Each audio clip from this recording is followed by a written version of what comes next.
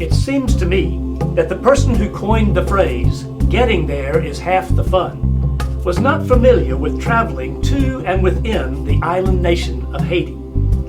For our 2013 FUMC summer mission team, getting there proved to be, right from the start, a big part of the adventure. Let me explain. We rose long before dawn on the morning of Saturday, July 13th, and piled ourselves and our luggage into the two church buses for a 75-minute drive to a lonely airstrip outside of Fort Pierce, Florida. We weighed in and prepared ourselves to climb on board a DC-3 airplane that was put in service 69 years ago in 1944, before 23 of our 25 team members were even born. Needless to say, emotions were mixed, especially among our youngest team members, as they anticipated taking off in a prop plane old enough to be their grandmother. But strengthened by our faith in God and our confidence in our experienced Missionary Flights International crew, we took to the early morning skies and settled into the unique 3-leg, 4-hour aviation adventure.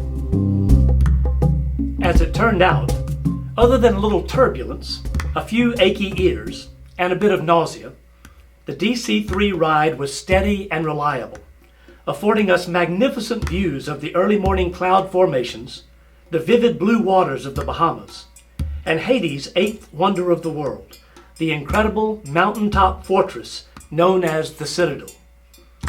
And just past the Citadel, we touched down safely in a large open grassy field, otherwise known as the runway of the International Airport in Pillon, Haiti. Once on the ground, our travel adventures continued as we spent the next 6 days negotiating the rocky, bumpy roads of north-central Haiti, avoiding as best we could the ever-present stream of pedestrians, donkeys, and motorbikes. Half of us rode in the back of a big black pickup truck and waited patiently whenever it had another flat tire. The others rode in a tap-tap, which could best be described as a pickup truck with benches, and waited patiently whenever it decided to break down. Of course, walking was always an option, if you didn't mind sharing the journey with a 4-legged friend, as Everett Rawlings learned here. Maybe the person who coined that phrase was right after all. Getting there is half the fun.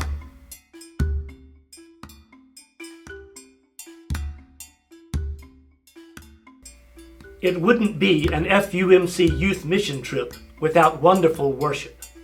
And our first morning in Haiti, Sunday, July 14th, gave us a rare opportunity to praise God together in a unique setting.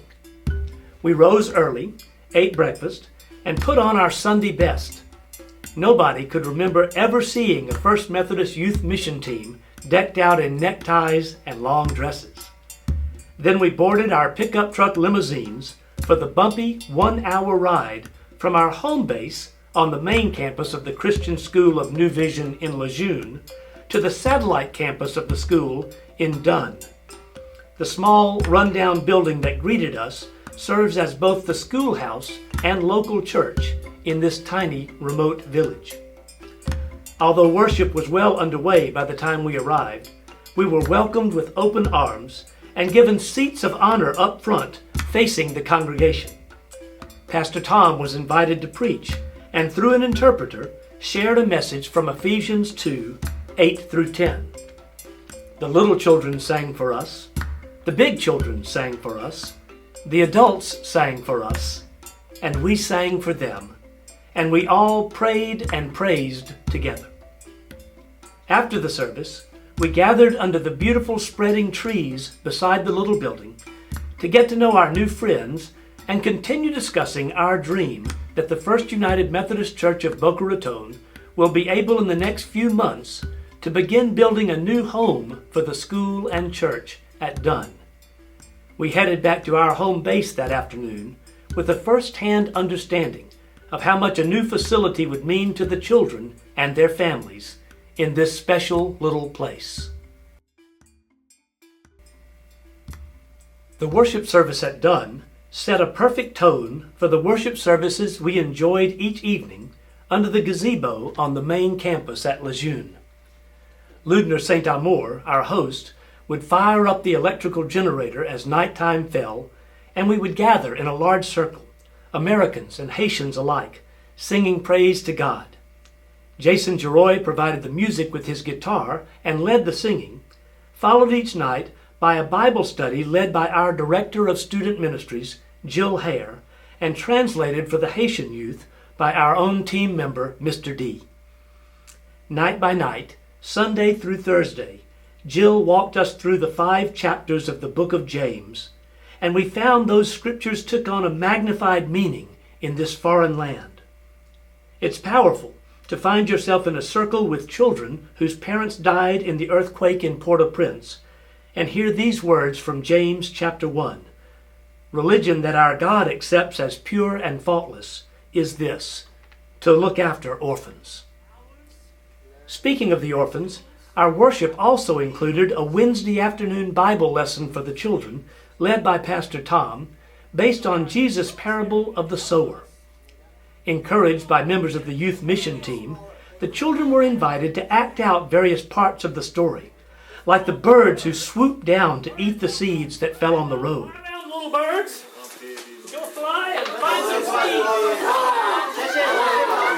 Or the broiling sun that burned up the seeds that fell in the shallow soil, or the twisting weeds that choked out some of the seeds. But the seeds that fell on good soil, the children learned, grew. A Bible verse demonstrated with radish seeds nurtured in good soil from the moment we arrived.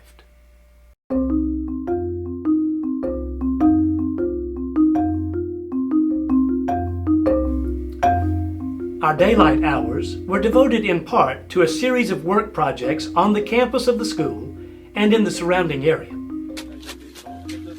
Some members of our team worked alongside a crew of local men on Monday morning to pour a concrete floor for a home where the children had been living on dirt. Converting dirt floors to concrete has enormous health benefits for children, and our church plans to fund many more concrete floors over the next few years in this vicinity.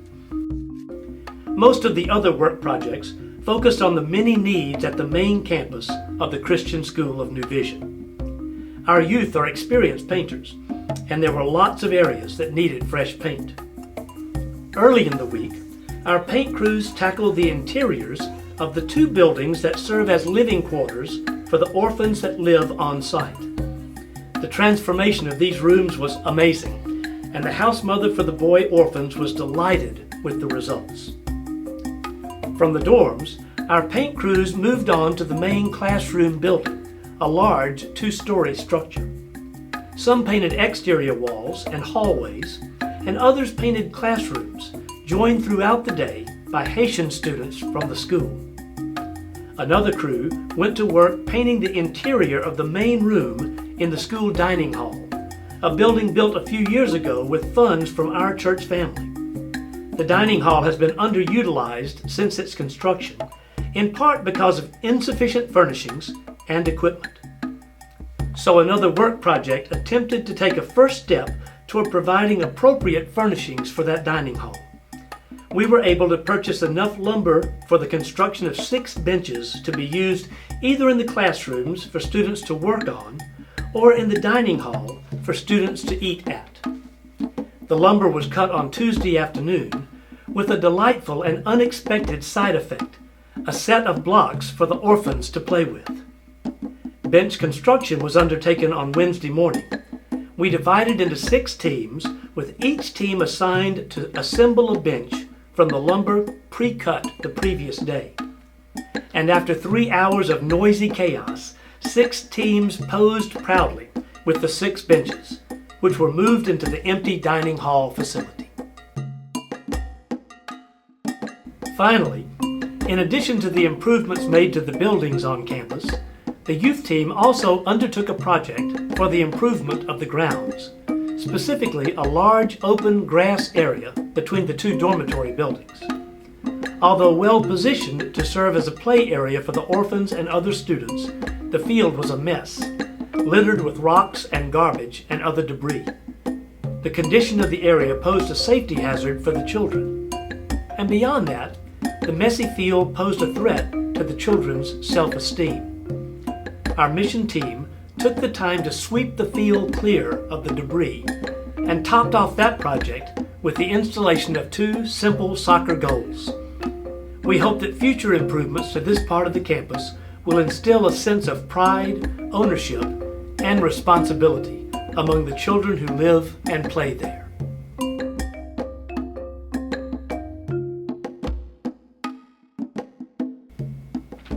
Take one open field, add a couple of goals, toss in a soccer ball or 2, and watch the fun begin.